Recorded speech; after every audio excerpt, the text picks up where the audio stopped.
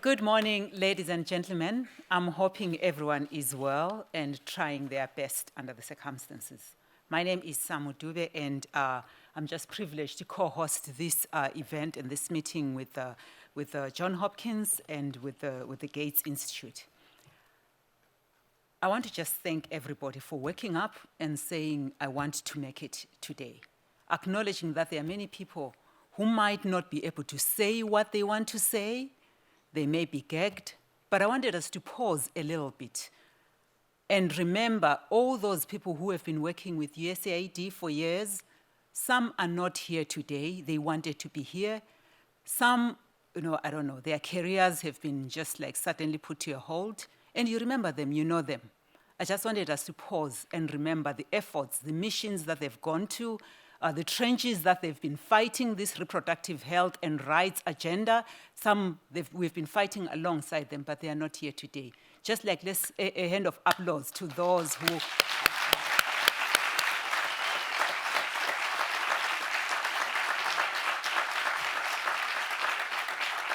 And I know there are some of them are here today, so please just thank you for your service, as they say in America. We know that the funding cuts, and we're not going to talk about those, along with some of the planned cuts that we have around reproductive health, around the issues relating to gender, around family planning specifically, have got a profound impact on what we are going to do. So countries not only receive financial assistance through USAID, but we know that the very architecture that we're programming family planning around has been recently pulled off our feet. We relied on USAID's leadership and expertise, working with partners as FP2030 and as many of you have, to design and implement programs.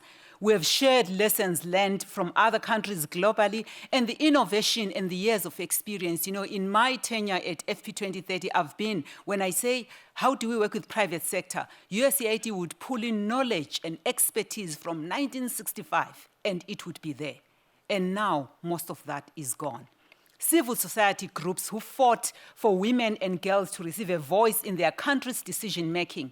Civil society groups at a country level right now may not have funding because of what we are seeing and feel. We're going to talk about this impact. It's not just the numbers, it's also the souls, it's the emotion, it's the jobs lost, but also it's the very architecture and way of organizing that has led us to this far. Cecil Richards, who recently passed, said, if you are in a war, you lose.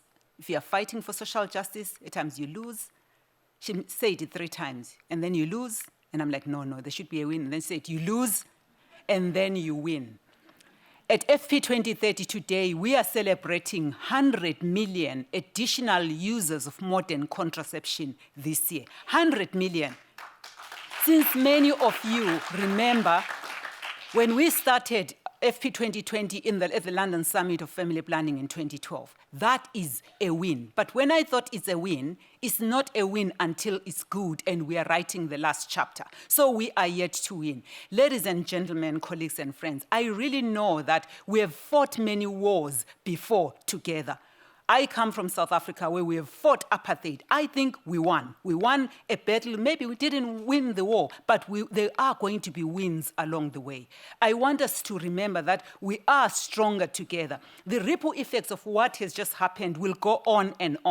And against the backdrop of the last few weeks, we cannot lose track of the wider landscape. In fact, women still need family planning. The figures that we currently have of unmet need for family planning, they continue to soar, and we have to meet the moment. Strategically, we are going to pivot. Working together, we will. Aligning and alliances, we will build. But let us not forget that this need is there. It's not just the need for contraception. It's the need to protect women's rights. It's the need to protect gender ideologies that largely from these geopolitical shifts are under threat. They are going to be funding many of the shifts that we are going to see if we do not protect that around gender, women's rights, investing in women and girls, and most importantly for me, investing in women's economic freedom. What this all amounts to is an attack on women.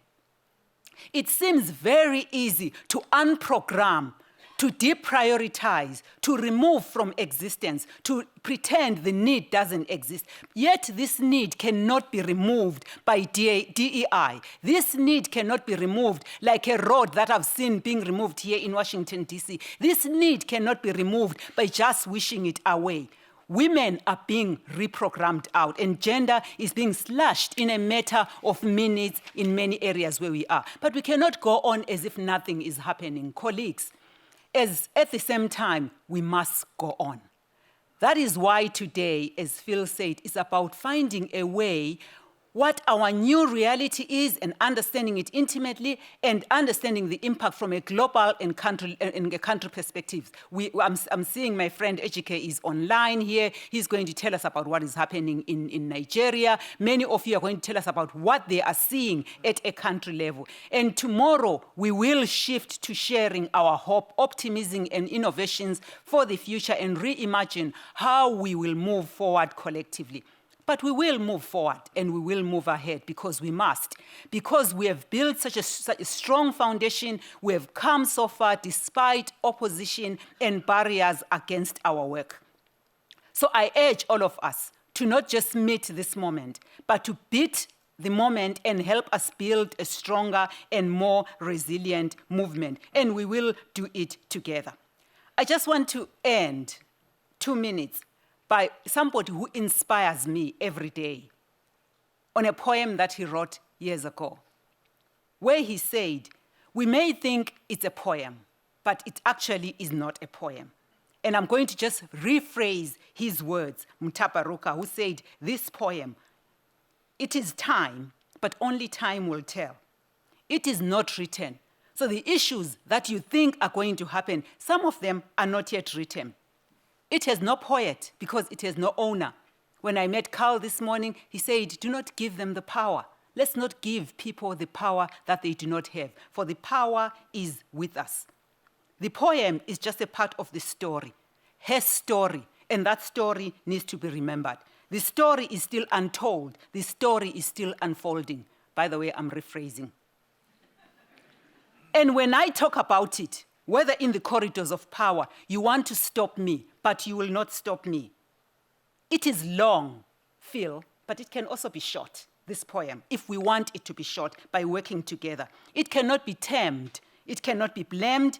The story that we want to write as a community, I believe, cannot be told only by this poem because this poem and this story is very old. I said before, when I would look at USAID, they would tell me that they did this before, way in 1965, before I was born. I don't know who else was born, Chris Petty, I don't know when. But this poem is in your prayer book, it's in the Quran, it's in Playboy magazine, it's in the New York Times, it's in DEVEX. This poem is in the CIA files, in the KGB files. This poem is not a secret, that women need contraception, that women need family planning. That family planning can make so much possible, but it is boring because it is stupid and senseless that women need this. But it's watching you because the need is not going to stop. It will disappoint you because it is to be continued. Making you want to stop to listen to me because I'm about to stop. You need to know what will be said next in the next few days because this issue and this poem that has no poet should continue and it shall continue in your mind, reverberating in your mind, again in your mind, in your mind, and should not stop in your mind. Colleagues and friends, let us not stop until victory is in our doorstep because this war against women's bodies, against women, against reproductive health will not stop until you fight on. And remember, as Cecil Richard, who I'm actually honoring her, she said, you will lose. It may seem you are losing, but at the end, Phil, we will win. Thank you.